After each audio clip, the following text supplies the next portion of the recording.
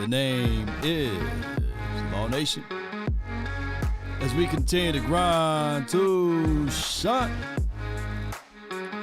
be sure to hit that like button. Let a friend or a neighbor know where to go when they want to tune in to Cowboys Sports Talk and beyond. James Washington season, baby.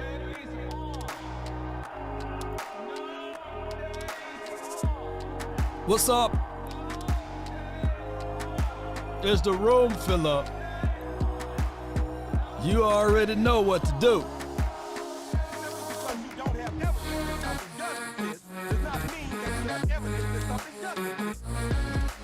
Come on. Ain't no party like a cowboy party.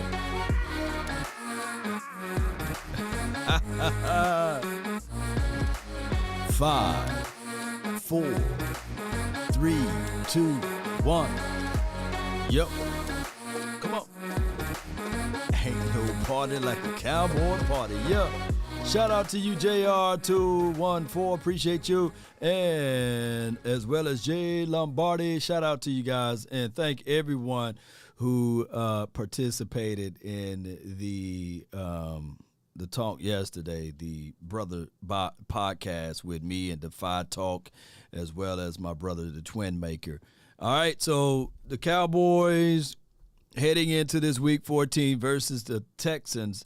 This should be a good game for us, and also a grand opening for James Washington. Now, granted, you know, the Odell Beckham news is still prevalent. You know, they still talking about that. That's good for us, man. I mean, the players show up and show big, man, when they talk Odell, right? And that's a good situation for us, Cowboy Nation. As long as they keep that going, then everything else will work its way out, Cowboy Nation. Let me know if the audio is straight. Let me know if the sound and volume is there. Shout out to you, Jamie. Appreciate you, Deshaun and Peter. Appreciate everybody. Who else that's here? And shout out to the Facebook squad. Swat up, man. I appreciate y'all so much, man, for being part of this, man. You already know. Oh, you think darkness is your eye. So this is what we do, Cowboy Nation. We're heading in the final stretch of the season, the final quarter, and this should be a situation whereas the Cowboys stay loaded and rooted in, and finally, you know, we're getting better down the stretch. We're getting Tyron Smith back, you know. Shout out to him. He's been a guy that made 7 Pro Bowls in a row, had a few hiccups here and there, and then all of a sudden, you know, it was like, hey, what to do from here? But sometimes you got those hiccups in life, right? He's still relatively young, but he's old in football season. I think Tyron Smith is like 30, 31, 30. You know what I'm saying? He's right around that age, but he feels, when you talk about him, you think that he's like 39, 40, right? So shout out to him for getting back into the folds. Right. Also, shout out to Kelvin Joseph. He appeared to be okay in practice. And Jerry Jones said he's going to take the training wheels off. And he said it's time for him to be a man, you know. And I know Jerry Jones, listen. Anytime they echo the same thing that we've been saying, they listening. You know, they listening. In glistening, they listening, baby. That's what it is. And this is a thing in a situation whereas Kelvin Joseph, he was a second-round draft pick for us a couple of years ago, right? And he now we got to see what he can bring to the table. Kelvin Joseph, we must see, because everybody else, we already crowned Parsons as a guy, right? And they were drafted in the same year, I believe, right? So, hey, we need to see this man out there, you know. Of course, he had some off-the-field situations and hiccup, but it's time for him to play. And worry about the off-field thing, off-field. Worry about infield things, infield. Right? Shout out to y'all, man. JT, thank you for jumping in. Thank you for sharing, Peter. Appreciate you. Let the room fill up a little bit more. Shout out to you, Just Blaze, man. Confident level in James Washington. All right, I don't have any Cowboy footages of him, not many training camp footages of him. All we got is some footages of this terrible color, the Steelers, man, the terrible team, the Steelers. We got him using and abusing Anthony Brown on this clip right here for a tub, and who got him with the inside-out release game. Brown, get up, and then he spikes the ball, right? But that's what we have. We don't have a lot. I can tell you that if this dude hit the strides the way we think he can and should, it's going to help us more than hurt us, ladies and gentlemen. It's going to help us more than it hurt us. That's the best way to say it. So I think that he can high point the ball. He's explosive according to the players that's on this team. And he would be an extra person that a team, if they decide to say, all right, we're going to line him up one-on-one. And I need my guy to win one-on-one. That's in between Patrick Peterson and, I guess, Xavier Woods. That's what he split the defense on this one. So, I mean, we know that he can high point the ball. He kind of remind me of Gallup. He's a mixture of Gallup and maybe yards after catch a little bit, not the exact same bit, of Lamb. So it's similar skill sets and traits. Matter of fact, one can argue that even Lamb and Gallup, their yards after catch is similar, right? So now you're bringing in someone that's similar, not same, not the same, but similar. You know, so that's what I'm looking at out of James Washington, all right? And he got subtle speed. On the tape, he ran 4.5, right? 4.56, something like that. And I believe so to Gallup, like a 4.5 guy. But they can take tops off the defense. What was CeeDee Lamb 40 time, y'all? Yeah, y'all can put that in the chat for me. I don't think that CeeDee is a 4.3 guy. I don't think he is, but CeeDee's tape, when you look up his tape, you will see that he got that burst, that acceleration, that next level get off, you know. And that's just what you need, right? Short area. I tell people all the time, short area quickness, you know.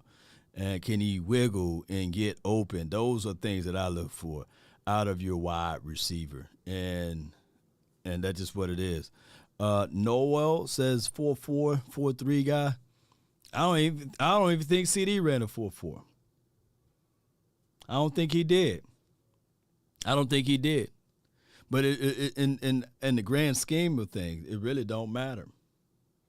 I think one of the greatest wide receivers of all time is Jerry Rice. One of. I know my brother going to be saying, no, he is.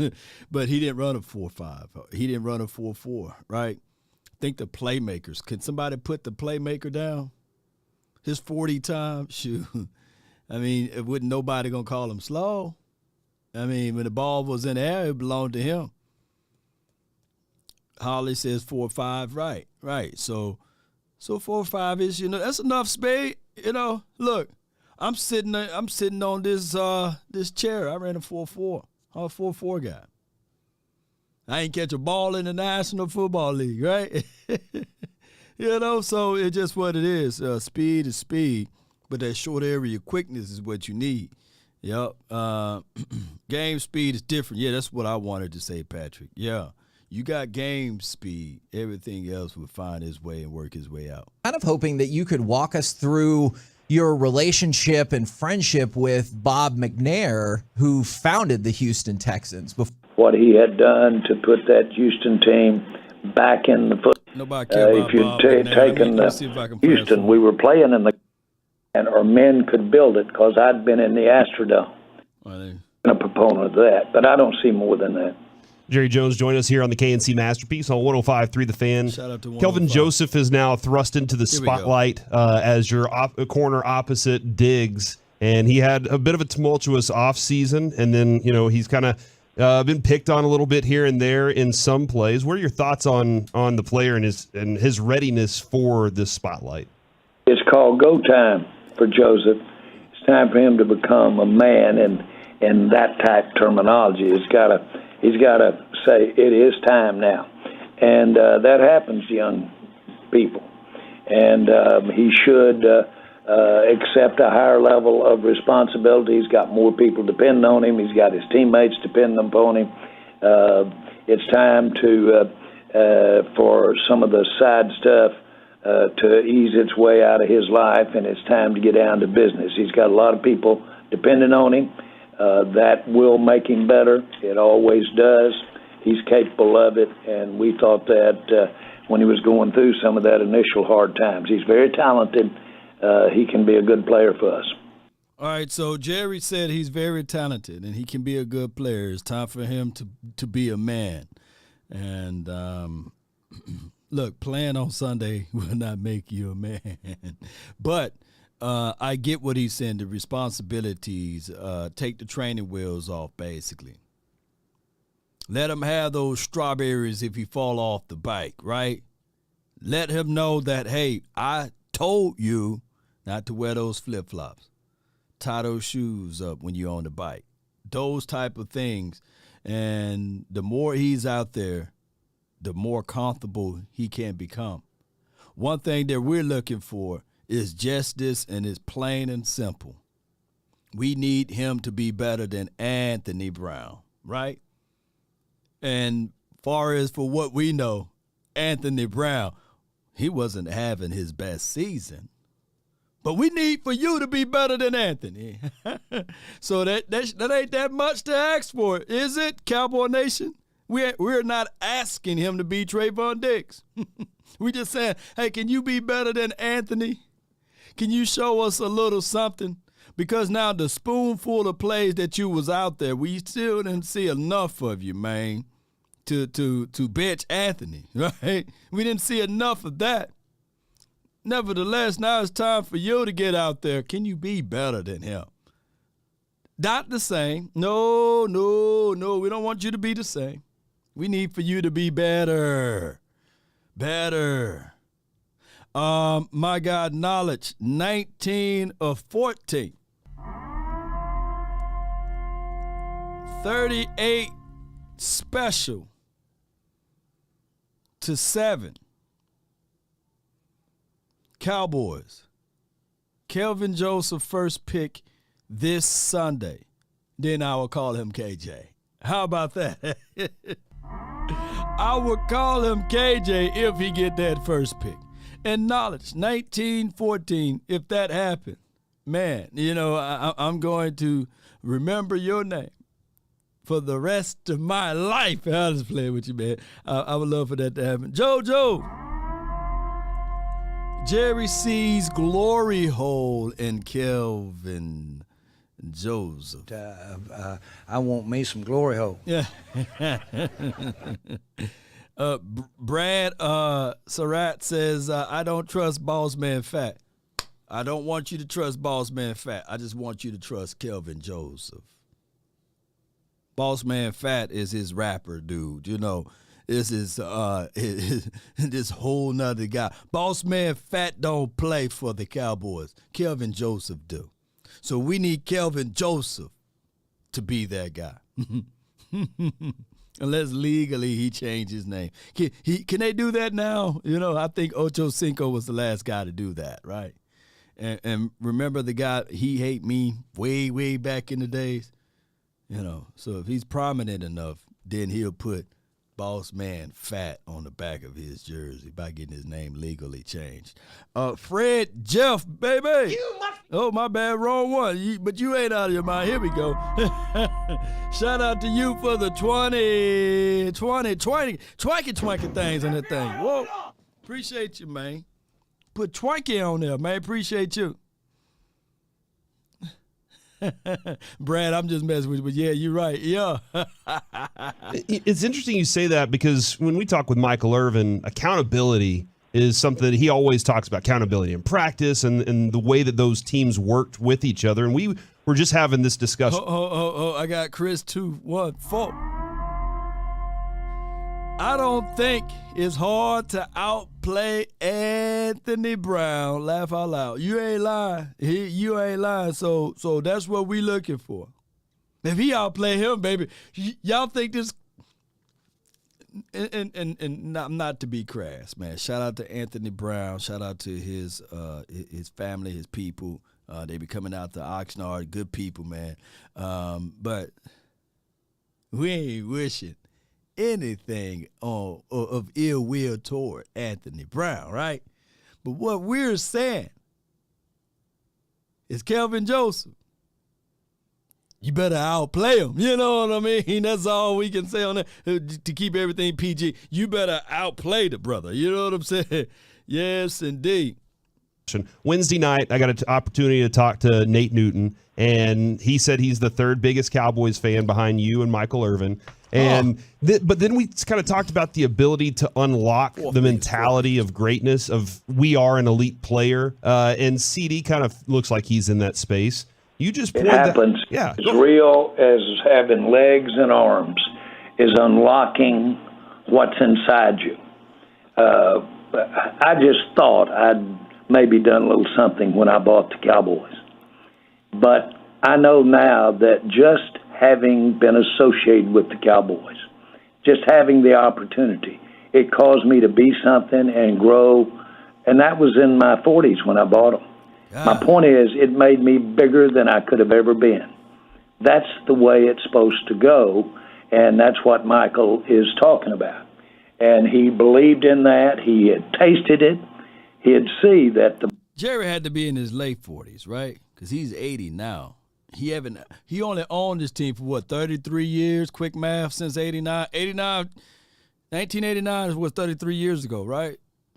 Quick math, right? Is that right? Or 34? Y'all help me out. He haven't, late 40s, right? The more that came up and the more accountability he took, the better he got. And he was walking in territory he never thought he'd be. Hello, Michael. I'm right there with you. I'm in territory I never thought I'd be in. To follow up on that, Jerry, I was looking at Troy Aikman, and almost every year during y'all's dynasty, he had a certain quarterback rating in the regular season and then elevated it to levels never seen before. What does it take for a certain player, Troy Aikman, being the guy, to elevate your game against better opponents in the biggest moments, the do-or-die games, to become the best quarterback in the NFL? It's that mirror, in that mirror. And Troy's the poster child of just getting out there. Every practice he got better. Troy would have many, many practices that there wouldn't be an incompletion in practice. And he just put himself to a standard and just kept growing it. But it's between you and the mirror. And once you see that it's there to do, the problem. Daniel, hey, man, us country folks, I love that mirror. Y'all put mirror in the chat. You got to look in that mirror. Yes, indeed, man. We go back and forth with Jerry, man. And my thing is, he right. Let's not look at Troy. I don't want the Mandela effect to be prevalent around here. Troy had some warts, man. And to think that if anybody to ever think that it was all or everything for Troy, I got another one coming for you. We needed Emmett. We needed the playmaker. I'm on a record of saying that out of the trio, and I'm not trying to put a hierarchy on any of those boys, the most consistent one was Emmett, though. When we really look at it, like Emmett still got that playoff record of 19 touchdowns in the playoff to this day, And Emmett was that guy that when he got down to the red zone, everybody, mama, uncle, cousin knew that Moose was going to lead the way, but Emmett had a nose for that ball in the end zone. He bailed out, with a shoulder falling off the bone, he was still able to run. Those big old shoulder pads out there. Nick, shout out to you. 50-13 this Sunday. Cowboys finna have a field day. Woo! Yes, indeed. We're gonna look at that mirror. You know, Jalen Hurts is the light-skinned Moose Johnston.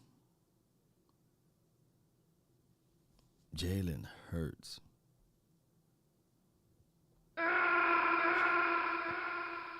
Where you get that from, Sam? Come on, man. I don't see it, man. But that's funny as all get out, man. Come on. Problem. You know, you can put fleas in a little pint jar and put them in there, and they could jump if they never went in the pie jar. They might jump 2 or 3 feet, a flea. You let him bump his head on that lid on a pint jar, and when you put them out, they'll never go any higher. Now, I've looked at that. I'm a flea man. I'm teasing on that, but the point is, those lids for all of us are what we have to experience going higher. And then you realize with the shackles off, there's no limit to how high you might go. Do you? Also, Jerry is using, there was this experiment with the fleas in a jar. And they put a whole gang of fleas in this jar before without the lid, and the flea would jump out. Flea have unbelievable ability to jump. And what happened was, in that experiment, they put a lid over the jar and had the fleas in that jar. And they would jump to hit the top of the jar, right? Eventually, the flea said there's no escapability to get out of the jar. So over a period of time, believe it or not, in this experiment, because I've seen this experiment before, right? They removed the lid, and the fleas were like, there's no hope. We can't jump. We can't get up out of the jar. But what's crazy enough, what he didn't explain a little bit further with that experiment, that they also breeded other fleas inside that jar. And the offsprings of the same flea that was inside that jar already passed down information to the new fleas that you can't jump up out of the jar. How many people are hit with generational curse like that, right? People who say, hey, generational curses don't exist, but they do. It's in the mind of the fleas, right? Because they pass down to their other generation, you know, that you can't jump out of the jar. It's crazy. How many people know that the shark will grow to only fit its environment? If you buy a shark while he's a baby, right? Or you nurture a shark while he's a baby, and you put him in a small aquarium, he will only grow the size to fit that aquarium. But if you put him in a bigger one, he will grow that size. Some people also will grow to the size that they need to be or to fit their environment.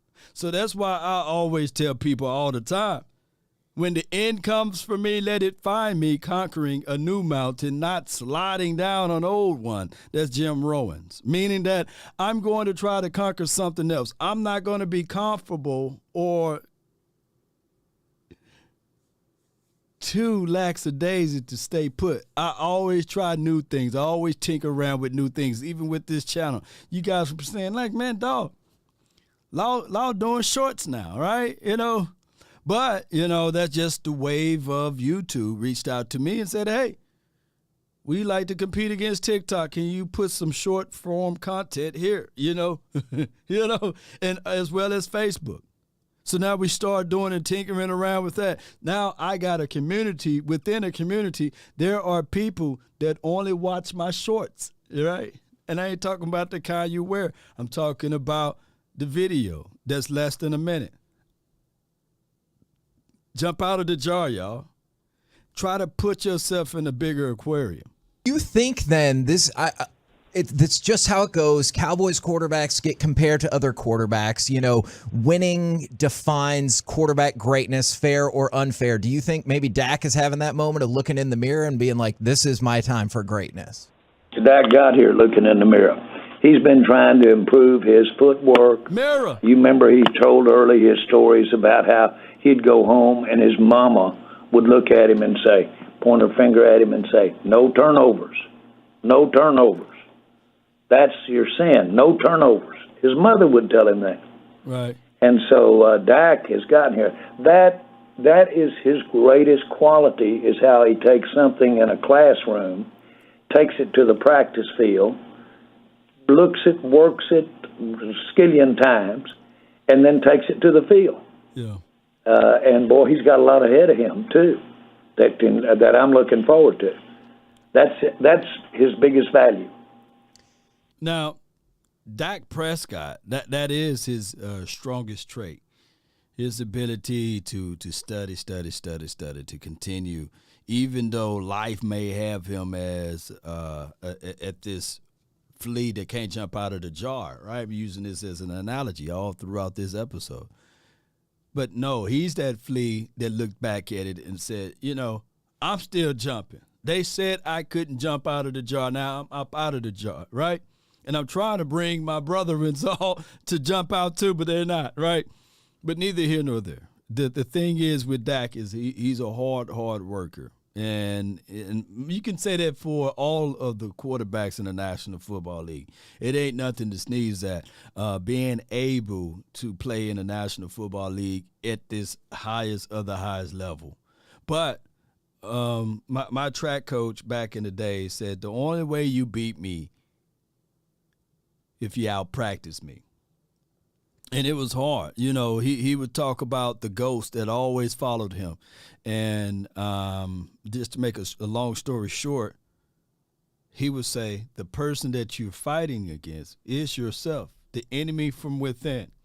And looking back at life, I look back at it like, dude, I try not to compete with others because you just never know their situation and scenarios. But for dogs, sure, you can compete with yourself. And I truly believe that type of mentality is what Dak Prescott exhibits. He competes within himself, and he competes, and he try to get better and better in time. And even though the outside noise will say, hey, man, you be a better tight end. Hey, man, you'll be a better fullback. Hey, man, did you think about being a running back, But no, I want to be the quarterback. I want to better myself. I recall I didn't know that he was one of these guys out of these groups, but he was. Dak Prescott, mom, in his youth, and his father, they made sure that they put him in Peyton Manning's training camp growing up. Peyton Manning used to give back. They from the Louisiana area. And they made sure that they put Dak Prescott in those camps. Why? Because he wanted to be the quarterback, not the running back, not the fullback, not the tight end. So it's all about pushing too, right? They pushed that kid. And he still had that in his heart to this day, right? Try to not throw the interceptions, right? He get tightened up when he throw that interception, right? Because he's hearing his mom in his head. Like, don't throw that interception, boy. Don't give that ball away, right?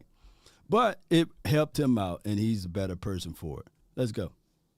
Now, we've been waiting to see the return to the field of James Washington. Are you anticipating that could be against the Texans, or are we still another week out? Hold on. Can y'all say it with me?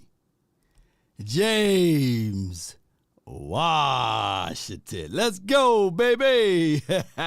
We've been waiting for this day, this weekend, to see 83 out there on the field. Let's go, James. Let's go. No, he might get play time here against the Texans, and I know this. He's having some good practices.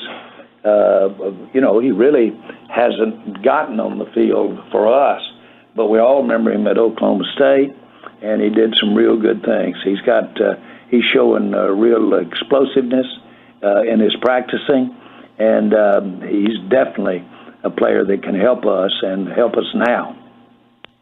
Jerry, this we saw a video this morning of Odell saying that he sees no reason to play in the regular season because he wants to play in the big moments in the playoffs, and that's where his focus is.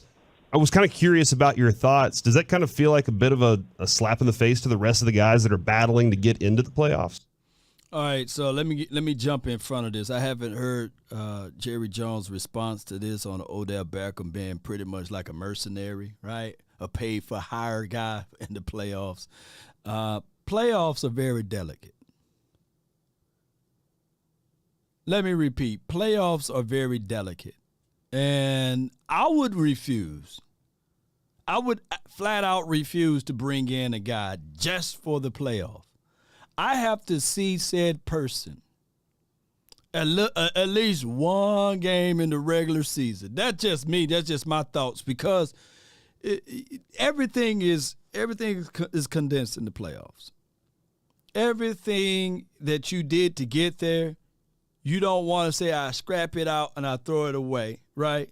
And try to do something totally different when it get to playoff time. Football is a game of momentum, and the way this team operates and proceed, this is a type of game, dare I say, that you got to be on the same page. And that would be, shout out to you, Lamont. Thank you. Dracarys. So let's go, baby. One way or another. Yes, indeed. Dracarys. So my thing is, it's all fine and dandy to say, hey, man, I would play for a team only in the playoffs, right? I will be ready. I don't see any, substance or anything that tangible enough for me to play during the regular season. No. I would want my team to be on the same page with my receivers, my running backs, etc. Now, if Odell played on the defensive side of the coin and he said that, that's different. That's different. You are attacking. You're attacking someone.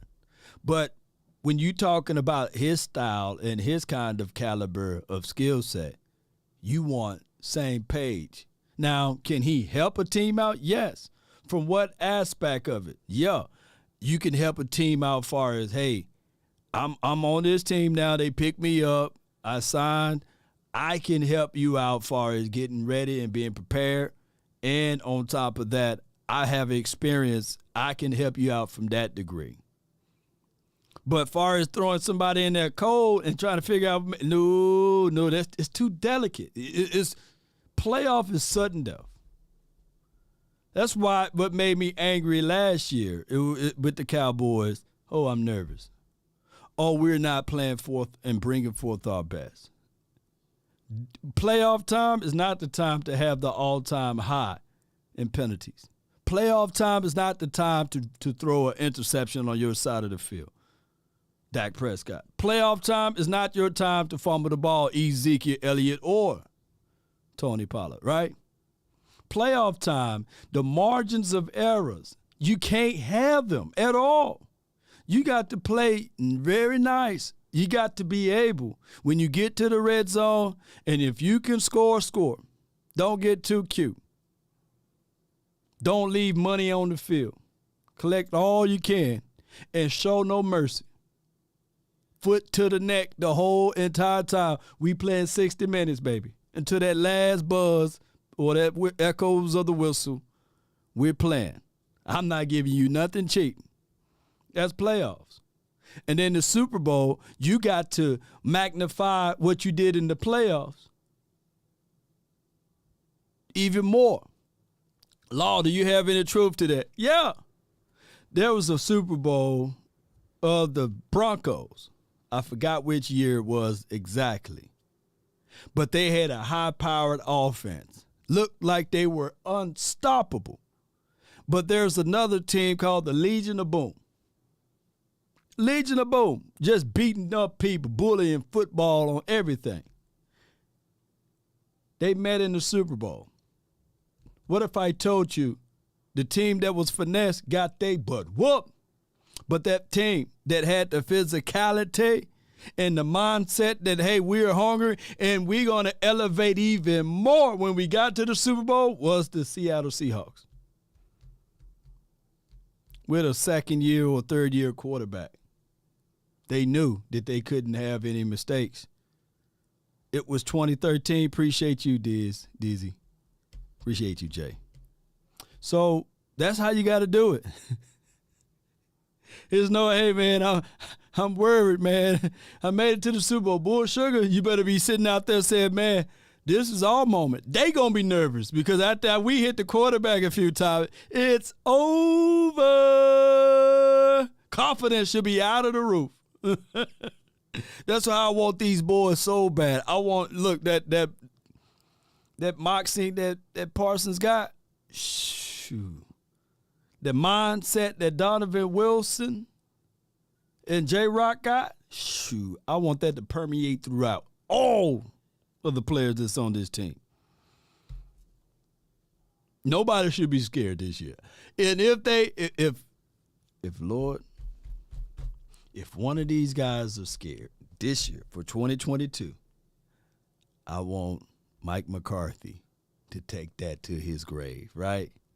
Jerry Jones, take that to his grave, right? Or if it's ESPN 30 for 30 after the Super Bowl and we won it all, then they can say, yeah, man, we were nervous, man. We were throwing up, man. We were doing all type of stuff. But no, that should never be leaked. That should never be leaked.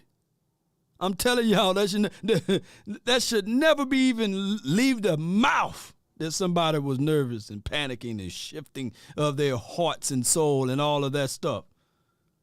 After all they put through, blood, sweat, and tears, supposedly, during the Oxnard and beyond, shoot, these boys should be walking in there saying, we embrace this opportunity and chance to showcase to the world that we are the Cowboys and we belongs here. As the good book says, enter the throne boldly with grace and mercy. It didn't say enter the throne shaking. Like, Lord, I don't really belong here, man. I don't think I'm worthy. No, you walk in there like, boldly. Where my throne at? You know? Where my oodles and noodles at? With authority around here. That's how I want y'all to be. And that's why when we talk about youth, I'm going to hit play again. When we talk about youth, like kids, they have the heart of gold. They have the spirit on them, the anointing so strong that a wild lion won't even put a claw on a child. Why? Because that child already know that they are the dominant being, right? Somewhere in their heart, they don't even walk without fear. Y'all be like, man, you see that wild pack of dogs right there? Why they didn't touch that child? Because the child just walking around in its full vibrational frequency. No harm gonna do to them. They just walking around. You're like, man, what? How that lion get right by him and he don't even do anything to him? Because he's boldness, you know. People fail to realize, sure, y'all still got that same power within you, even as old and gray as some of y'all are. But, man, when that fear and that doubt enters in, it opens up other things. But that's the story of another day. Let's listen to more of these guys. No, I don't look at it that way. The players that are listening to him understand rehab, and they understand that you can't go until you can go, and so to speak. But I think he's got his. I know that he's got his mind wrapped around what might be a plan for the immediate future, and of course he's got a great future ahead of him. In all probability, he does. And the question is, can he get something and do it in a sound way for his future? Can he do it physically in a sound way and not push that beyond where it should be pushed, and at the same time help us? And that's what we're going over right now. Okay, well, that kind of answers my question. I was about to ask, are y'all still in contact, and is there any sort of timeline for figuring out that level of help? Well, yes, we're still in contact. Yes. Is there a timeline? Probably the fact that time is ticking in terms of getting in here and really initiating the heavy work on a rehab in order to get there for the playoffs if it's going to happen. All right, so I have a question. According to the four-letter network, right? The four-letter network, Choctaw, Dallas doesn't stand a chance to beat Philly. But here's the craziest thing. But the Washington team had the chance to beat them, you know? Hey, man, I can't make this stuff up, man. Hey, some four-letter networks, man. Shame. What kind of rationale Shame. they using, you know? Shame. Hey, the Cowboys don't have a chance, but Washington don't have a chance to beat us, but they have a chance to beat the Eagles, you know? But I can't make this stuff up. I can't. I absolutely can't. So let me contextualize this. When the Cowboys played the Washington team, what was the final score? And did we even have our starting quarterback, by the way? You know, but for some strange reason, the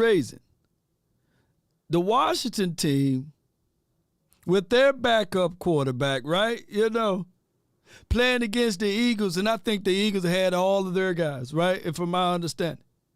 And they were able to beat the Eagles. But we were able to beat Washington, but Washington can beat the Eagles, but we can't beat them. You know, that's ESPN. You must be out of your goddamn mind. The most anticipated game of all time, man. And the craziest thing is, it's a regular season game, not like it's a playoff game. And that is the most look. The Eagles going to be so worried about us on Christmas Eve, they're going to end up holding the L this weekend. You know, they're going to try to overlook the Giants. They're going to be so busy looking down the runway there, they're going to get flattened by the Giants. Watch. Watch. Jay Lombardi says, mark my words. That's why some of the Eagles fans, you see they ain't talking that Brody this week. Somewhere in their heart, somewhere them Eagles know that them Giants going to fade them one. That's why they ain't talking. They ain't talking that much this week. I'm going to check out the community, the Giants community, and see what they saying over there about Thibodeau and all of those boys, and see what they really saying. Mark my words. It's from Jay Lombardi. We will win on Christmas Eve.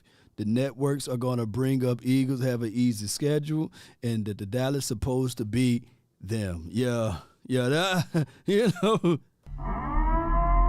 I get it all the time. It's always moving of the, of the goalpost. Like I recall one year, Dak Prescott, when he was healthy, right, versus the Eagles in 2018, when he was healthy, right? That dude, because before that game, they were saying that, man, the Eagles roster is loaded every year. Because, see, I got to say this before I say this all the way. Did Howie, look, this is how I know I'm telling the truth. Did Howie Roseman just became the GM for the Eagles? Yes or no in the chat? Yes or no? Did Howie Roseman just became the GM for the Eagles? Yes or no? Let me y'all can put this down in the chat. And this is all part of the of where I'm taking this. No. I need to see a lot of no's down there. Howie Roseman, the Eagles GM, right? No. So, all right, so y'all put that. He's been the GM for a minute, right? Now, take all what those no's said, put that in the corner. Now, hear me out. Did Howie Roseman just now started to find talent for the Eagles? Yes or no? You can put that no to the corner, right? So what I'm saying is, collectively, it should be no yeses in there. It should be no. So that means that the Eagles always been a loaded team, right? But for now, all of a sudden, now they're a loaded team. They were loaded when we were beating them anyway. You know what I'm saying? The Eagles fans been saying all these years that they are better than the Cowboys. They have a better roster than the Cowboys. And we were still blowing them out dead. So what makes it going to be somehow different on Christmas Eve? That's what I'm trying to get into some of the bird brains, of the Eagles. Like all of a sudden it's going to be different. This is going to be the same thing that happened when number 4 is under center. It's going to be another blowout. Right? But all of a sudden this year, Howie Roseman supposed to have good talent this year. Like all of the other years, he didn't accumulate talent. I can't make this stuff up. I can't. About the Houston Texans, and I know you're not the owner, general manager of the Houston Texans, but it looks like they're going to have the first pick. And I know when you bought the Cowboys, you guys had the first pick going back to Troy Aikman. They picked David Carr when they started off their organization, and he ended up not being that good of a quarterback. And a lot of people attribute that to how many times he got hit because they didn't have offensive line. So when you're building a team and wanting to maybe start with a quarterback, how important it is you put the right players around a guy, or even if the guy is really talented, let's say like a David Carr, there's no way they can succeed unless you have a team around them. Well, let's take Aikman. You want to figure out how to be successful in the NFL, have the number 1 pick when you come in. I'm talking about me. Have the number 1 pick and have Troy Aikman sitting there that you could use it on. Now, that's brilliance, and I'm smiling. The facts are that's how fortunate I was, is to have Troy Aikman with the number 1 pick and us holding the number 1 pick.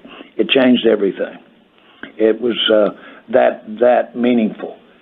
Troy paid the price. On the other hand, as it turned out, when you look at where we were early, we had great prospects for an offensive line.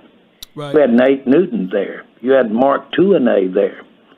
And so you look and see what we had. No one really appreciated the talent that we had when we got here in the offensive line. However, that had to be gelled. That had to be coached up. And Troy paid a big price. And he paid it for 2 or 3 years.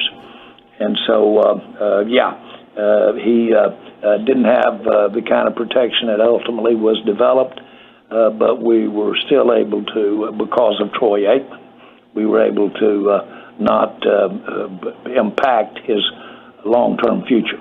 All right, so that's a loaded question there. I get what the KNC masterpiece is implying there.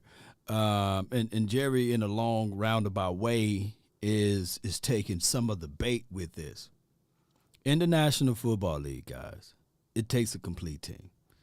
And even though you have a talent like a Troy Aikman, right, or a talent of a Michael Irvin and Emmett, you still have to have someone to harness that said talent. Look, I don't know, you guys may not be from the country area, you may not never rode a horse, but it doesn't matter if the horse is gilded or not. If you don't know how to ride the horse, you don't know how to ride the horse, right? Whether or not a horse can have all of the horsepower in the world, right? And if you don't know how to jump on, if you don't know how to put the saddle on, if you don't know how to tame said horse, it doesn't matter. That horse just will be that horse. Same horsepower, same capabilities, but it's going to buck wild, right? It's going to, look, a horse that's not gilded, you know what I'm saying, will run through some barbed wires when he smells a little something. You know what I'm saying? And you better pray to God that you're not on that horse, right? That horse will run through some barbed wires to get him something, you know, and y'all know what I'm talking about. So you, my friend, you know, got to have someone to tame your power, to tame your capabilities, and that comes from head coaching. The thing is, and I got to say this, we had talent under the Jason Garrett's administrations. we didn't have the ability or we didn't have the capability to tame or to harness said talent. There was a Super Bowl. Look, in these 27 years, ladies and gentlemen, there has been at least two Super Bowls. If you had the right trainer, right? If you had the right head coach that knew how to break that wild horse, right? That knew how to make sure that everything is right in the right spots and places. Shout out to you, Peasy, man. He said, "Law, what's going on?" Yeah, appreciate you, man. Chris from the 214, shout out to you, man. But you guys get what I'm saying, right? Chuck says, official fun fact, the Eagles are 0-1 in 2022 versus teams they see twice. Laugh out loud. That is a true fact right there. Shout out to Jimmy Johnson. So to that point, you need Jimmy Johnson was the guy that said, hey, this is how you can play a team that's kind of like the Eagles, blah, blah, blah. And the Washington team pretty much took that page out of the book of what Jimmy said and used it against the Eagles. But are the Eagles a talented team? Yes. Right? Can they go far? Yes. Right? It's up to the Cowboys or whoever played them to slow them down. And that's just the reality of it. And that's just how it goes, Cowboy Nation. The Cowboys, same way. Talented team. They just need someone to make sure they can tame it, right? Hold it in, harness the energy. And that is what Jimmy Johnson was able to do to the Cowboys in the early 90s. Troy, you late, we leave you. Right? Playmaker, you late, we leave you on the plane. Y'all lose, nobody eating. Nobody. Hey, who gonna be the starting quarterback for the next week? Well, we benching this quarterback if he's continued to play like that. That's Jimmy Johnson. And then Jerry Jones come on the press and no, he's starting. That guy, he's crazy, So you got to have that type of cojones, man, and gonads or what have you to be the head coach here too. You got to be able to understand that, yeah, just because talent is there, you got to chastise said talent. Don't give them a comfortable bed. This morning with Sean and RJ, Mike McCarthy, he was fantastic, by the way, if you get a chance. He was great. He was talking very highly of Lovey Smith and the kind of rivalries they had back in the day when each of them were on separate teams going back and forth. Did you ever consider bringing Lovey Smith in and working with him? Yes, period. I have such respect for him. Lovey. And think he's an outstanding head coach. And so the answer is yes. Have you ever seen a glorious beard like the one that he has? I mean, it is yes. Beautiful. Yes, Law Nation. Well, I will say this. I don't see that as much as I see the type of person, the type of coach he's been, the leadership he's shown. He's a real credit to the NFL. Talking with Jerry Jones right here on 105.3 The Fan. Love talking with you about the Cowboys, but we also know how much influence you wield across the league. I was kind of curious if you could walk us through the logistics on situations like this where the report came out from the U.S. House Committee about the Commanders. Does each team read that individually? Do y'all have a meeting about it? What are the logistics about how the owners deal with something like that? What happened with the Commanders, y'all? Y'all let me know. All right, man. That I'm not finna play that one, but I can switch over to some of this. CD had talked glowingly of. If I can find the link right here. Hold on. Y'all bear with me. I know I got it somewhere right here. CD talked glowingly of James Waaashington. So y'all give me 1 second. Let me find this audio because I want to play this and then we can get further on down the line with some things. Come on. Here we go. Y'all can hear audio? Well, offensively, you're playing at such a high level these last 5 games. You just talk about the level you're playing, and do you still feel there's an upside there with some guys you could get back here? Most def. We still missing Tyron, of course. We're just not getting James back in the fold. The offense still haven't, peaked yet. Yeah, we're putting up a lot of points and doing a lot of things right, but I feel like in a sense to where, like, we expect, a lot out of each other and a lot of, each individual. So just putting that together and just putting the complete game together, no penalties to, really hold us back or no really self-inflicting wounds, that'll dictate the game. What does it take? Shout out to everyone that's watching right now. Do me a huge favor, hit that like, share this content if possible. Scott, appreciate you for your support. Great defenses and run game travels in the postseason. Yeah, defense travel, run game travel. So if you can lean on those things, man, like I said, Emmett, 19 touchdowns in the playoffs, man. I think he still have that record. Only reason why LaDainian couldn't beat that one, I don't think that the Chargers made it to multiple playoff times. Y'all know what I mean? But Emmitt Smith was that dog, and it goes to show you that you run that rock, everything else will open up.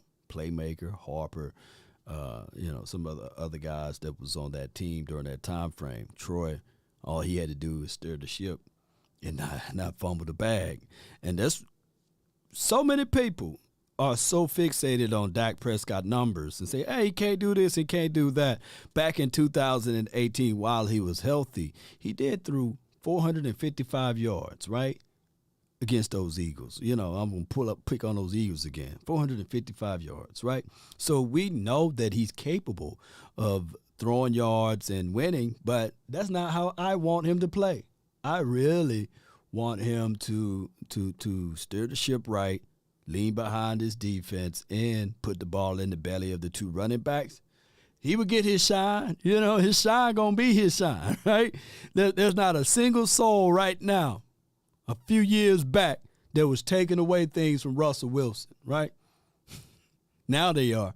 But shoot, back in those about 3 years ago, matter of fact, just last year, a third of the Cowboy Nation was saying, hey, man, if we had Russell over here, boy, we would be on our way, baby. We would have multiple Super Bowls. Now look at Russell, right? So it is what it is at this time. Manage the game. Nothing wrong with it. To be effective after the catch as a receiver? Mentality. It's all the mentality. All about not going down, if you will, or, breaking the first tackle, or just trying to, pick up as much yards as you possibly can. And that's kind of where my head's at. How's that changed since the start of the season for you? How's that mindset switched? It's never switched. It's always been that. It's just, and now it's showing itself. You've always had some physicality to your game, and it looks like it's really starting to show. You talk about a play like last week when it was one guy between you and the end zone, and you dropped your shoulder to go try to go through that guy. Is it more of a concerted effort to kind of be more physical nowadays? Most definitely. Everybody's tired out there, and then of course, with all the motion and plays before that, I was a bit fatigued, but just the will to try to score and put up points, for us as an offense and us as a team. That's all I'm about, man. I love scoring touchdowns, and once I get close to the goal line, it's almost like I got to get in there. You and Dak seem like you guys are in a really good place with your rapport and communication. How do you assess kind of where you guys Appreciate are? Y'all for the support. Just talking, building the chemistry that we started, in the beginning of the season. This is just all carrying over towards the season, and then in a crucial time like now when we need each other the most, I feel like it's showing up. But like I said, it's still, we have a couple of miscues that we could be better on, and I'm sure he could say the same. But as far as where we want to be, we're nowhere there yet. The way you're playing on offense, do you need Odell Beckham, or is just something y'all want, or the team wants? I'm not answering. Next question. No, I'm joking. It's for sure someone we want. Obviously, we just put up 50 points, but just everything that he's done in his career, and then, the positivity that he brings to an offense, the explosiveness that he is, the type of player he is. There's 31 other teams, I'm sure, that want him, but we kind of expressed that, this past, week. Did you want it? Yeah, for sure. Okay. Mike talked about you guys not making sure you guys don't eat the cheese against a one Texas team. How do you guys make sure you stay focused, full throttle, to carry over what happened in the fourth quarter against the Colts into what's going on with the Texans? It's not just, it's just we taking it 1 week at a time, just keeping, our foot on the gas. It's never really on the opponent. is always on us and the display that we want to put out. So just going out there, making routine plays. Like I said, no kind of negative going in the back way of ourselves and getting behind the sticks, and really just staying ahead, staying on schedule, and just keep pushing. As you approach 1,000 yards, is that a goal that you set out at the start of the season, or have a particular meaning for you? For sure, 1,000 yards is a goal of mine every year, and for me, to push that, just about I don't know how far I am, but pretty close, and I can't wait to achieve that. That's not really big on my my list, but it's a huge achievement personally. First the tight end, then Zeke. You got a kettle jump in you? You said what? First the tight end, then Zeke. Do you have a kettle celebration? Oh nah, bro. I told you I ain't. Them the ones that can afford the fine. Y'all seen my fine list last year. Right. You learned your lesson. Exactly. They got it. They got it. CeeDee, you talk about this crucial stretch, and there's only 5 games left. How much they fine people for jumping in there, man? Y'all look that up for your boy. Shoot. Peyton Hendershot, he just got paid, man. I don't even know he can afford jump in that doggone kettle stand or kettle bucket, man. Come on. In the regular season, is it too soon to start thinking about playoffs? Maybe not in terms of like seeding, but how close this team is operating to where you think you need it to be? Yes. Too soon. Still too soon. I understand that we're in week 13, 14, whatever, but we 10K to jump in that bucket,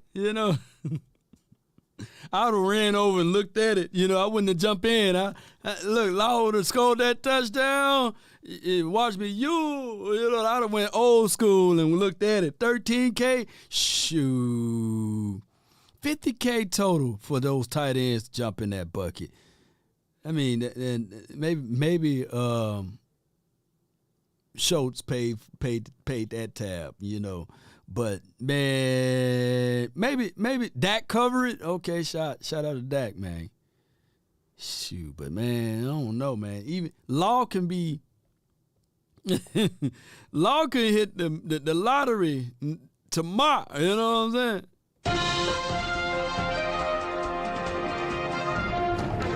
Breaking news, Law Nation done hit the Powerball, and let's see what he's going to do at the Texas Stadium. Let's see if he's going to jump into the bucket. No, he's not. He's not. He refused to jump in. He's a billionaire. He's not jumping in. No. Nah.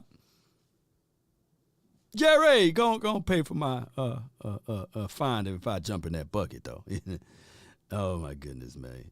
Dak paid his fines, him and Zeke. Tony. Man, y'all got some good knowledge on that. We don't even have all our pieces yet. So I mean, yeah, we're building as a team and as a unit, and that's why I feel like we've been having so much success. Just trusting one another, regardless of who's out there. So everyone having that ability to win at 111 and able to step up, that's huge. CeeDee, we haven't seen James hurt the first time in practice. Right. What have you guys seen from him to tell you that he's ready to go? I've been playing, like I said, I've been playing against him since college, and to see him out here again running around in practice, it's very explosive. He's your deep threat guy, so just be careful. That's all I gotta say. All right, so he laughed and said he's very explosive.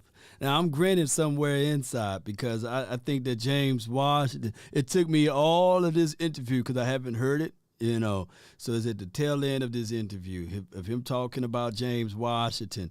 And I can tell you that this is the wealth getting wealthier, right? Or the rich getting richer. I like this aspect out of it. Now, does this mean that Noah Brown now finds the bench? I think that they can still have packages and procedures of having a Noah Brown out there. But I'm looking for a few plays out of James Washington out there this Sunday or next week. And this is another wrinkle to throw at teams, and especially us coming off of a 54-9 victory. You got to say to yourself, even if you don't like the Cowboys, you got to say to yourself, man, they getting more and more weapons, man. What are we supposed to do? Huh? Because that's what I want. I want the one-on-one coverages to James Washington, right? I want that. so that he can excel, so that everything can work its way out, so that if they try to load the box and Dak Prescott audibles and goes into a go route or a situation where a fade ball and this guy, a sure hands grabber that's going to pull it out of the sky. I like seeing this. Mentioned not having all the pieces yet, but with the pieces you have, where do you feel like you personally have grown the most from week 1 till now? Just making my presence felt. I feel like on this offense, it's all about, you know, making routine plays and stepping up when needed. Obviously, a lot of deep plays, if you will, a lot of blocking going on, which is I'm perfectly fine with, and just watching guys, you know, just execute offensively and putting myself in the best position to win. And whether that's, like I said, blocking or running a deep route, you know, I'm always here. I let the guys know that I'm available for whatever, whether it's a decoy or I'm actually getting the ball. Just being available for the team, I feel like that's the best, you know, way to, you know, show appreciation. And apologies if you answered this at the beginning, but when you watched your touchdown from last week on film, how different did that play look from what you thought it had been in the moment? Very different, just obviously because it's a different point of view. I mean, it was a crazy sequence of events, and it kind of happened fast. So, like, as I'm playing, obviously I'm not thinking about what's going on. I'm just kind of, you know, maneuvering. But as I sit on film, it's just like, I mean, it was weird. Like, you know what I'm saying? Like, it was a crazy play, but That's good stuff, man, from CeeDee Lamb. Let me share this link so that you guys can watch the full interview without me pausing and rewinding. Let's get this to at least another 30 minutes here on this show, and I thank you guys so much, and we'll open up the phone lines for you. And don't forget to leave me your score prediction. Call my phone, hit my line. Only ones who down for line. Keep it super thorough my way. 657-390-7391 is the hotline for your mind. Call my phone. Come on. Only ones who down for line. Keep it super thorough my way. Keep it simple, baby. Keep it super thorough my way. Happy Friday to you and you all that's watching. Let's go. Straps of blue faces, not the pills. Heard you calling bluffs, I show. You are the only participant in the conference. All participants are muted. Keep it off the books and shout out to y'all, man. One of the mods, do me a huge favor. Put the phone line number in the chat. Let's go. Happy Friday to you and you all. 50 burgers, say cheese. Okay. 50 burgers with cheese, huh? Yes, indeed. There we go.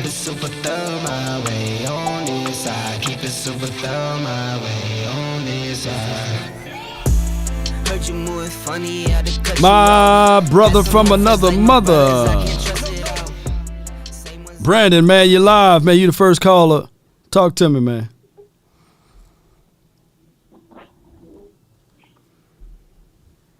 Brandon. Oh, you can hear me? Yeah, dog, you live. I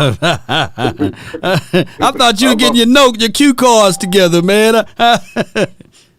No, I'm over here talking to my wife. I'm sure. Is she shopping again? Last time she was shopping. No. We at the house. We was talking. But okay. Anyway. Yeah. The score gonna be like I'm thinking 28-13 or something like that. Okay. Like they still an NFL team. They hear everybody saying we got to blow them out by 50. So wow. They got some decent players over there. So I think it's gonna be one of them games we might start slow because we trying to blow them out so bad or whatever like that. But I think it's gonna be 28-13. Yeah, they got a few of my dogs over there. Jalen Petrie, they got Derek Stingley.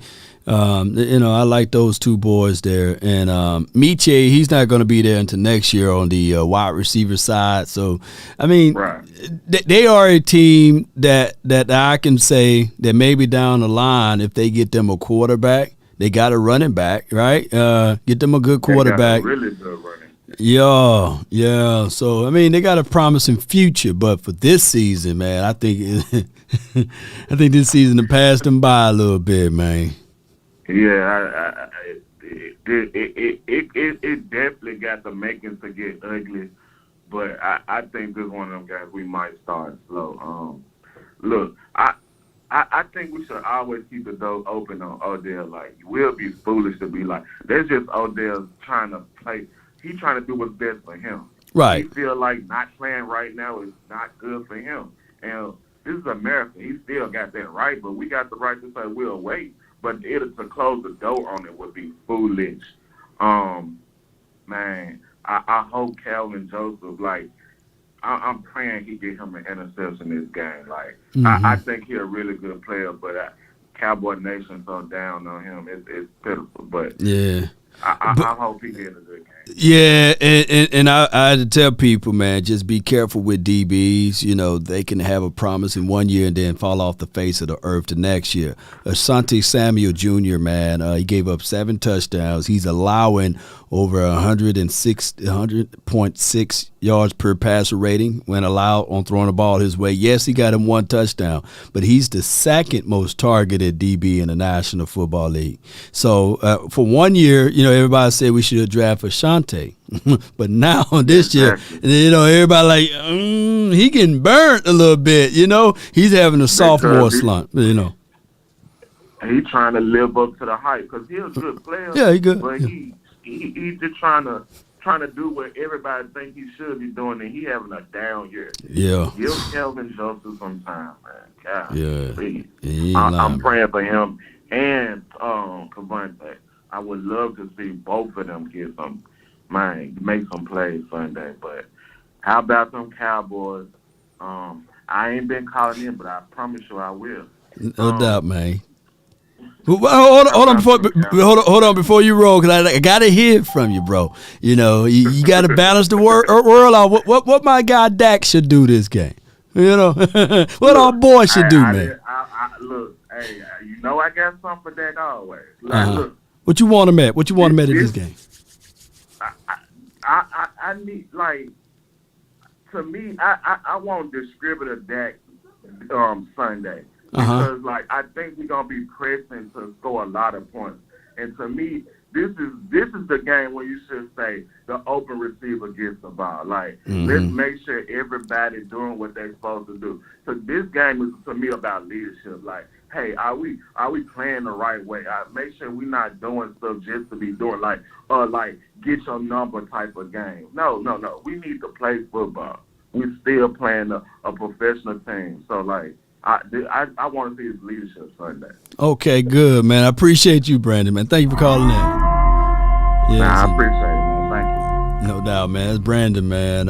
You know, let me see. We had we had some super chats that I missed out. Chris 214, Eagles biasness is having them to say worst takes. You right. My guy Jay Wiggs, shout out to you for the super chat too. Not overlooking the Texans and the Jags, but can't wait to beat the S out of those Eagles. You ain't lying, man. They've been talking they've been talking a lot of stuff, man. So that's why we can't wait to play them boys.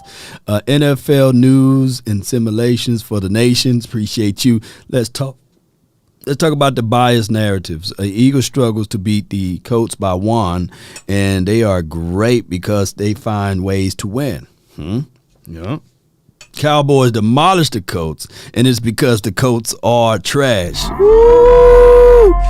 Yeah, simulations for the nation. The biasness, man, because Eagle News don't sell clips. It don't sell information around the world. But Cowboys negative news, boy, it sell all around the world. Cowboys positivity, it don't sell like they want to. You know what I'm saying? But it will sell when it's negative. And it could be that, you know, in the East Coast, that's where the media hub at, and majority of those people that own the airways are Giants fans, right? Some fans of Waaashington and Eagles. That's the reality of it that a lot of people are not talking about. NFL is rigged. Raider Nation rise. Yeah. But let's win this rig, man. Let's win this rig game, man. Come on. Spark, can you save us, man? Not just me. Come on, man. 562. Appreciate you, Spark. Hey, Law. Hey, hold up. Check it out. Hey, can you hear me, brother? Yeah, I can hear you, man. All right. Good. Technically, is it morning? Hold on. Yeah, it's still morning over here. Still morning with 3 time. minutes to go. Uh-huh. Still good morning over here. 3 minutes to go. But hey, man, I was gonna say, I just want to give you, Boss, Big Game James, all LC, the OC, all y'all a shout out, a special shout out, because I just want to make sure that people know the work you guys do. And this is like not specific on this Houston Texas game, whatever. Who cares? I want to talk about something a little bit different, and it's about the amount of work you guys did starting.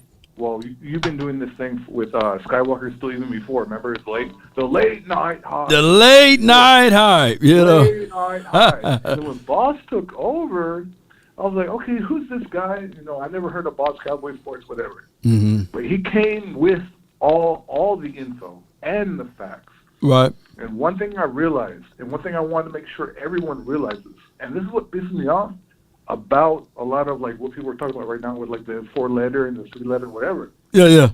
So when Boss came through, at first I was like, okay, who's this guy, whatever. But when he came through with all that McCarthy stuff, when he was like quoting, like coming with those facts with McCarthy, he was coming with like those facts with what happened with what's his name, with Cooper, and he was coming with all those quotes and this and that. And I was like, okay, this dude is on point. And people need to realize, like, you guys are 100% given real information. Right. And it's kind of unfortunate because I still do see some people who will be in this comment section, and they're going to be in another comment section later on tonight saying Dak sucks. Yeah. when you already have the information on why everything happened. I'm not saying you're 100% right. I'm not saying Boss is 100% right or me or anyone. We're not always that's not the purpose. But the information is there, man.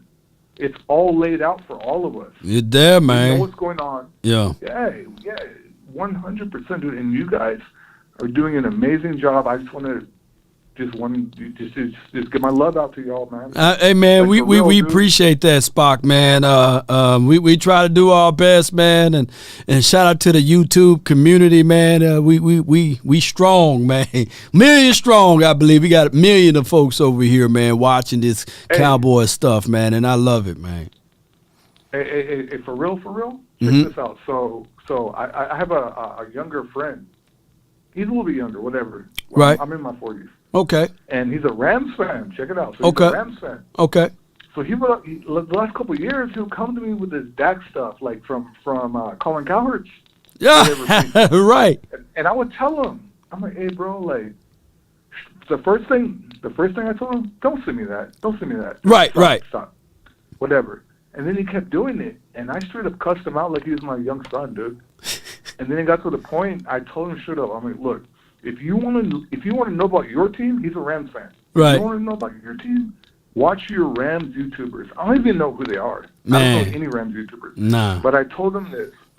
Watch those dudes because those dudes will watch every game. They'll watch it in slow motion. They'll watch it in 1.25 speed. All that. They'll break it down. Don't listen to this guy. And sure enough, over the last couple of years, when he comes to me with this stuff, he sounds like infinitely more intelligent about football. Yeah, I think. Hey, man, I appreciate you so much for calling in, Spock. Yeah. That's just how it goes, man. We give information more on the intimate level versus those other guys, man. That they be everywhere. Yeah, but I appreciate you, fam. Good call from Spock, man. True story, man. Big Game James, just one of the pioneers in this game. Shout out to him. Me and Big Game James. Look, this is how it's supposed to win. Me and Big Game James, we were like, when we first kind of like wanted to talk Cowboys, sports, and beyond, we were like, man, we need us a doggone producer, right? And we need us what? Because we were just giving a lot of fire, man. And I think we was going to try to do a show twice a week, me and Big Game James. And he was looking around for a producer. He looking everywhere, left and right. And then he jumped in and he told me about this dude named William Steele. And I was like, all right, man, let's see. I pull up some of his stuff. I like, all right, he cool, he all right. You know what I'm saying? But he said, no, man, come on, man. I got you, man. I got you. This dude gonna be ham, man. He gonna go hard in this thing. I was like, all right. So we gave William Steele an opportunity. And I kid you guys not, there's somewhere floating around here that, you know, the video was all messed up. And I was like, Big Game James, dog, you brought this dude on. And he was, I didn't want to tell you how bad he was. But he said, man, just wait, just watch, just wait, just watch. And Big Game James coined that name Skywalker. He said he's going to be like Skywalker. Y'all know what I'm saying? You know, and Big Game James, man, he have a keen eye of naming people. And that's how Skywalker became Skywalker, through Big Game James. And I can tell you guys, if it wasn't for Big Game James, it probably would not be a Skywalker. It probably been a William Steele out there still, but it wouldn't be a Skywalker. And all of that year of the late night hype, man, that show right there was off the chain. And as soon as that show evolved or what have you, and we stopped doing that show, Big Game James reached out to me again and said, hey, I still want to talk Cowboys, and I said, we need us a producer. And then that's how he went and reached out to Boss Cowboy Sports, and we went with the final word. So it's good, man, that all of this growth, and now we look at Skywalker or William Steele, what he do with A to Z Sports Dallas, and what he does with Vach Lombardi is remarkable, man. Just remarkable of how we can get back to this moment. And we look back at where we started and look at the independencies that these guys got now.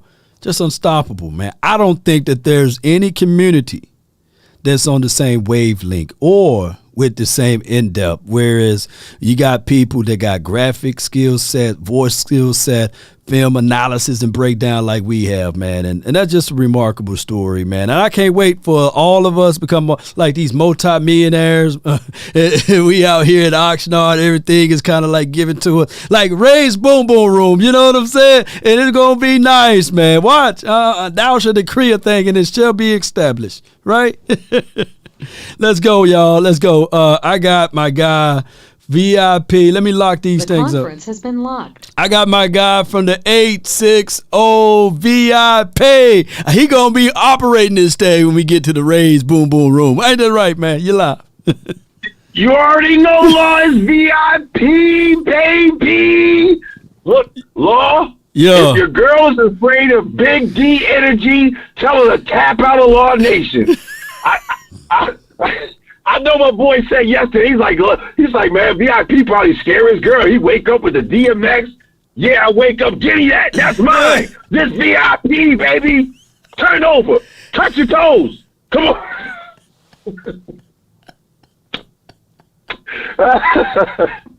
All right, Law. As I digress, I want to let you know, Law, that conversation you had, this is how God, this is how the stars align. I have started investing in myself watching you. Yeah, this baby. year I will join the YouTube Cowboy Nation. I'm just trying to figure out that time slot where I'm not conflicting my Law Nation. It'll be something late night. No, man, just go live, man. Look, I got no timetable, man. It could be 1 o'clock at night, and thank you for tuning in to the Law Nation film session. So I tell people, man, I don't have a certain time, man. When I find time, I jump on. This is therapy to me, man. You know, I'm talking to you guys about my problems and my issues right now. You know what I'm saying? Yes.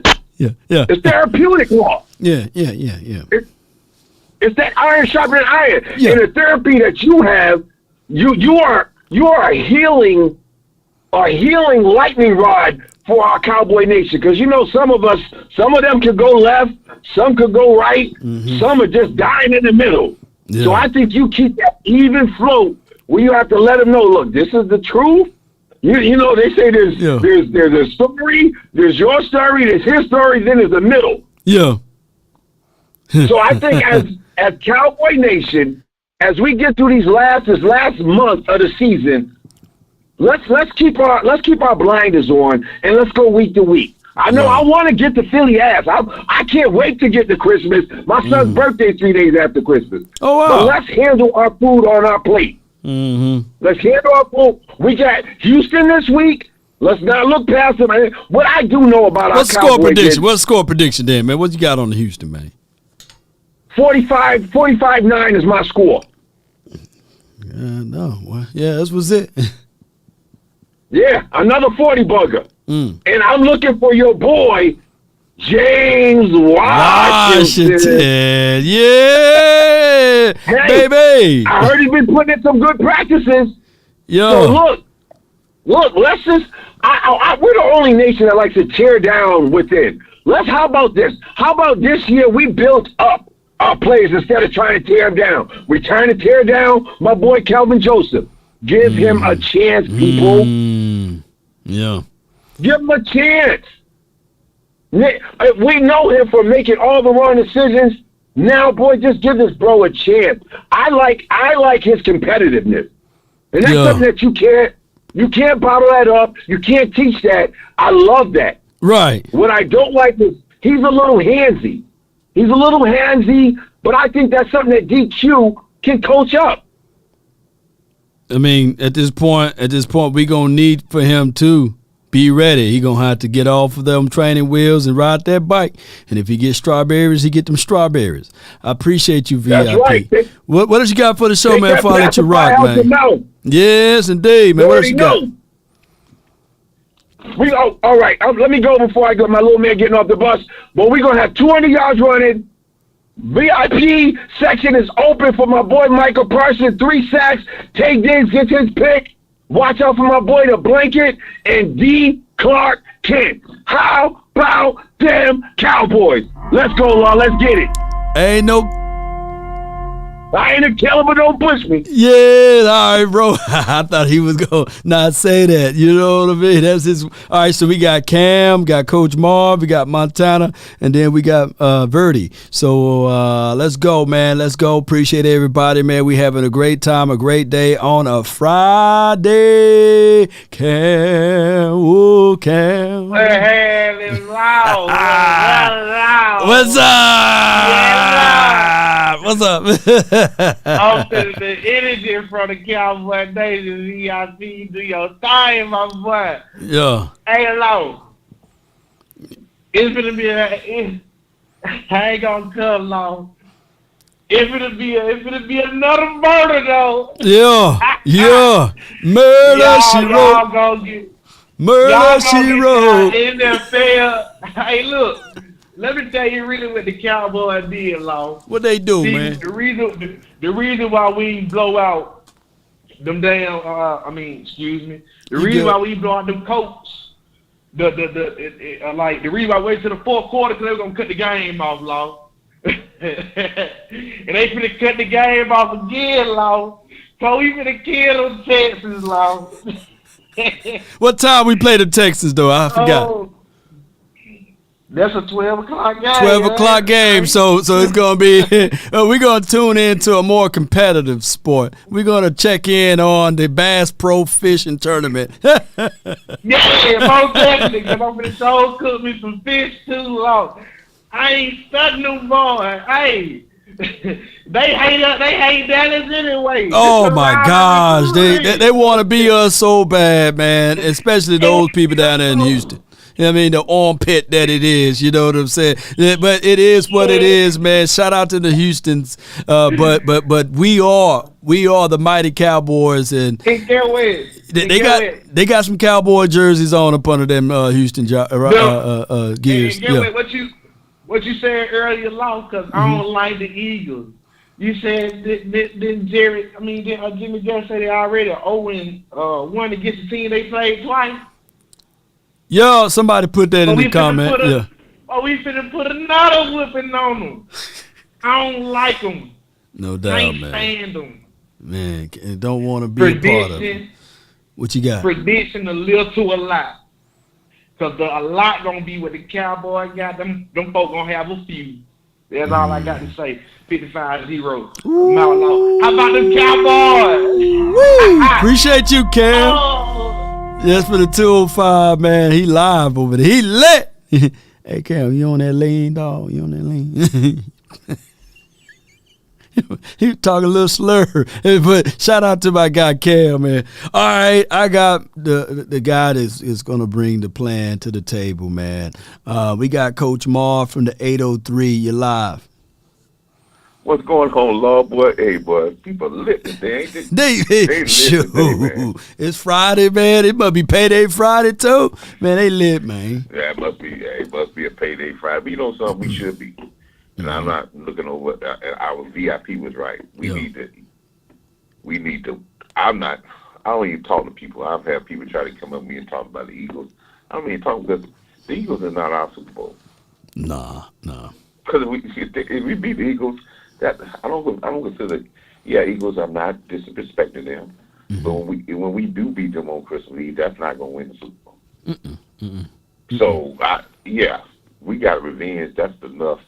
And then our division, we hate them, so that's enough motivation right there. Right. And just because they're the Eagles. Right. So it's no bigger motivation than that. I'm not even going to give them the credit like they would give it to us, like they would be chasing us. So I'm not even. Yeah. In case in point, when we beat the Colts, man, we kind of, we went back into the locker room. We took care of business. And then when the Eagles beat the Colts, their coach stood up on a table yelling at the fans and stuff. They won by 1 point. So it's a different world, man. Different world, man. Yeah, there's a different world. So, the Texans, we have to make our own rivals. We have not make our own motivation. Yeah. Motivation here because these guys trying to steal some of our revenue. Because they're in Texas and they don't supposed to speak. So right. That's how we got to do. So you make your own motivations. But I just like where this team is at. I like where this team is at all across the board. So that's why we should be excited. I think we should be excited and we should be ready to play football. And this is where what I was thinking about the continuity of this team working together. And nobody should destroy that coming in late. These guys are putting in work. They're going through these type of games and putting in work to be successful. So everybody should be excited. They should be on board. We just need to keep on. Let's keep on preaching, Lord, regardless of what they say. Let's keep on pushing the issue of physical play, domination of the line of scrimmage, and continue to lean on this offensive line. We go as far as this offensive line go, and we have to put the pressure on them to do their job. And the rest of the guys will do their job. And last but not least, when you hear players talk about James Washington, when you hear CeeDee Lamb talks about James Washington, right? There's no need for them to give him hype. So if they give him hype, there might be something there. It might be, man. So there's no need for them to give him no hype at all. But when they say, and one thing they keep saying is explosive, and that is what you don't have in our third wide receiver. You may have some guy that may catch ball here and there, but you don't have nobody who's explosive. Yeah, he explosive. In the time he broke his foot, it was on Trayvon Diggs. They kind of foot tangled, but he had to step on him. You see what I'm saying? If he's explosive, that could be that's what I'm saying is that's what I was always saying about if you're going to bring a receiver in here, let him have something different that nobody else has, so you will make us harder for us to guard because we have a different attribute. No doubt, and Coach. If it's explosive, that's a different attribute than what we have altogether. No doubt, man. I appreciate you, Coach, man. That's Coach Marv, y'all. All right, brother. Yes, indeed. It's Coach Marv. All right, so we got two remaining callers, Montana 614 and the 301. I'm going to let my guy Montana, man, from the 614. You're live, fam. What's going down, Lord? How you feeling? Man, all is well. I can't complain, Chief. Yes, sir. Yes, sir. Hey, man, I don't got too much to say, man. I just did a little bit of research throughout history of the NFL since the Super Bowl merger. there's only been 4% of teams that started undefeated to go off and win a Super Bowl. It's only been 16% that didn't even make the playoffs. And it's 80% of the rest of the teams that did start undefeated. They either lost in the wild card or they lost in the divisional round. The 4% that won the Super Bowl did historical things. Wow. 2 of the 4% out of that 4%, 2 of the teams was the 1972 Dolphins, okay, the 2006 Colts, and the other 2 teams were.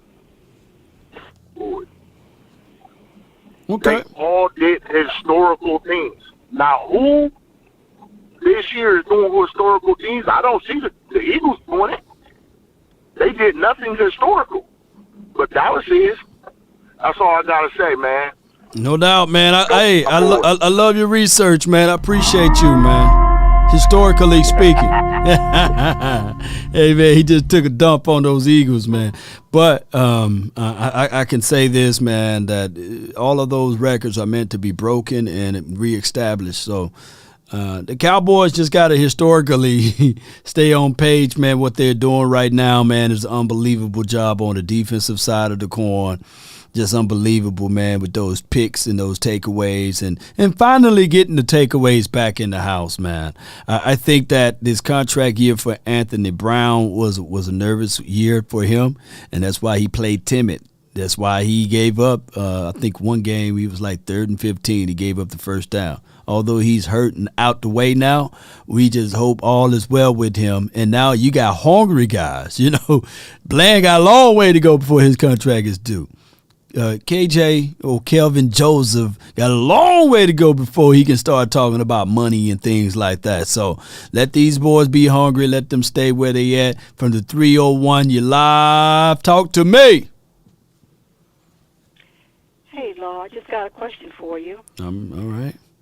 Okay, I was surprised last week that Parsons wasn't able to sack Matt Ryan not one time. Right. And I just heard VIP say that he should get 3 sacks this week. I don't think so. What do you say? My thing is, Verdi, is that I look at it like this. When we think of Parsons, he do allow other people to eat. And there was a play, I think, that Anthony Barr came in, and if he was a fraction of a second late, Parsons would have been there. So as long as Parsons said after the Green Bay Packer game, look, guys, let's stop it. Let's stop trying to get these sacks as an individual goal, because that's what everybody was doing. They were playing hero ball. They wanted to outperform Parsons and get to the quarterback, and they disregard their gap assignments and their alignments, and you see a lot of hero ball. Now Parsons, since the leader of the team on the defensive side, one of the leaders, said, look, let's just play disciplined football. We rally chase, and if you can get there, you get there. If I'm there, I'm there. So I would prefer, if we can score 54 points for the rest of the season and Parsons not generate one single sack, I would take that to the bank, you know?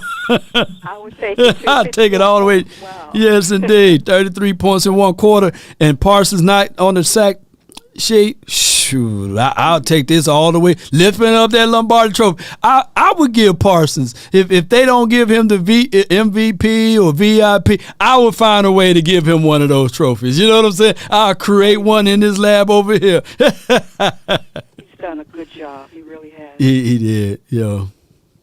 Well, that's all I have to say. How about those Cowboys? How about them? I appreciate you. Now, thank you for all of your love and adulations for the nation. Appreciate you.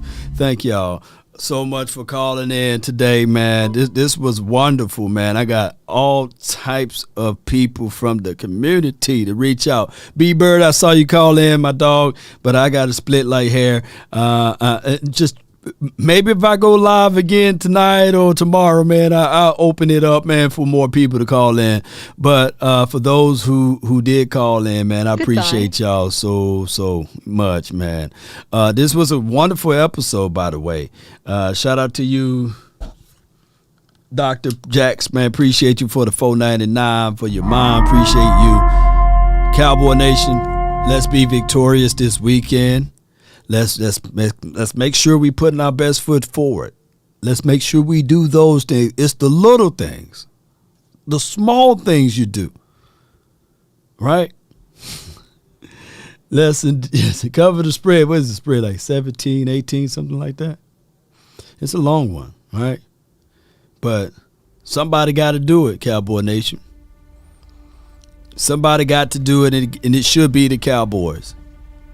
James Waaashington, I'll be looking for him. Tyron Smith, we'll be looking for him. Oh, excuse me. Kelvin Joseph. If he can get one of those INTs, my goodness. 21, can you do something for me? 21. Come on. Can you hit a little rich flex for me? Then 21. Let's go. Shout out to everybody, man, that's watching. Keep this in mind. I talked about the laser focus yesterday, right? The difference between a light bulb and a laser, right? The concentration, the focus. Regardless of what you do, this world spins. Whether you believe that it's flat or round, the sun rises and fall. Whether it's on its axis or we're just on a petri dish somewhere, right? We don't know. The known knowns and the known unknowns. Sadiq with Charles.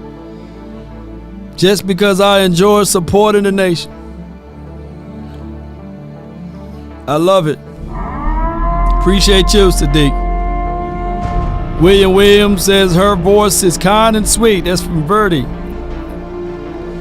Shout out to you, Verdi, from William Williams.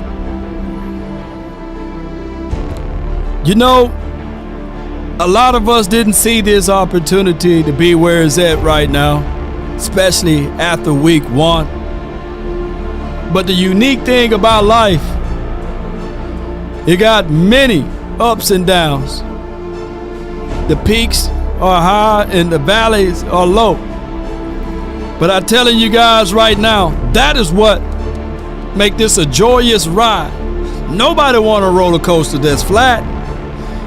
You want your hills and valleys. And for all of these years, we've been going up and down and up. A lot of steadies with 8 and 8, 8 and 8, 8 and 8, right? But this team heading into the 2022 season, just different. We got the determinations and the hearts. If there's one thing a man should always do, is mainly to himself be true.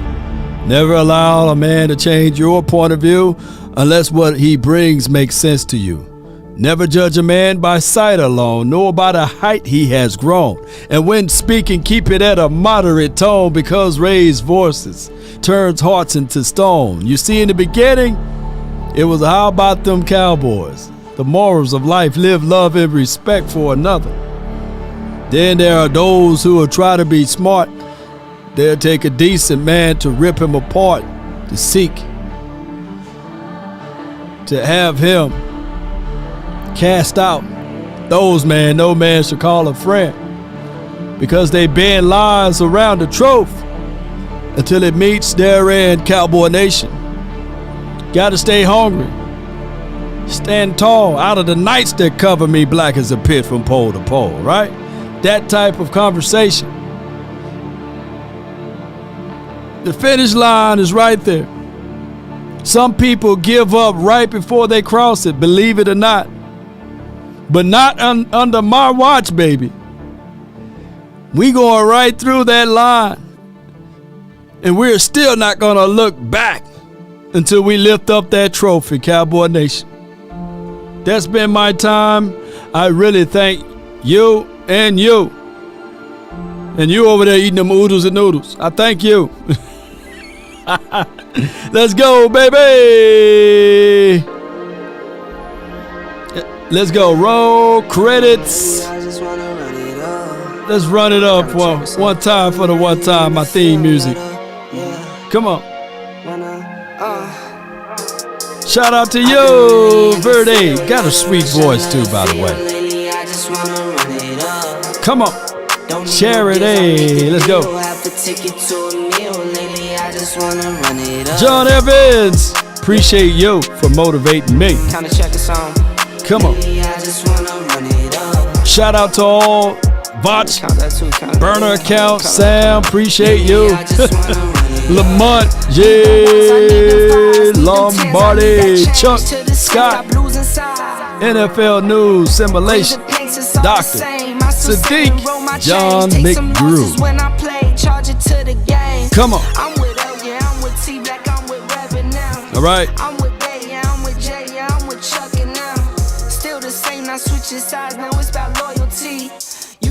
Roll those credits again, baby. I mix Nike with designer, I experiment. You just rock what's on the shelf and I'm not feeling it. Search for the one, but baby girl, it's nothing real as this. Can't trust a soul, I keep a hammer, call it too legit. I've been really in the field, love the rush, I love the feel. Lately, I just wanna run it up. Shout out to Eastside, man. We know you watching, man. You come out, man. Somebody make up a burner account for Eastside, you know? Kinda check a song.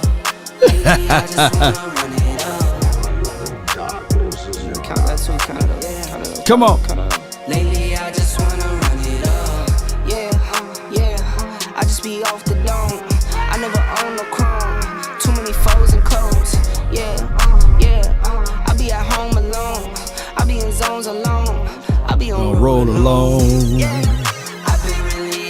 One love. Thank y'all, man. Until next time.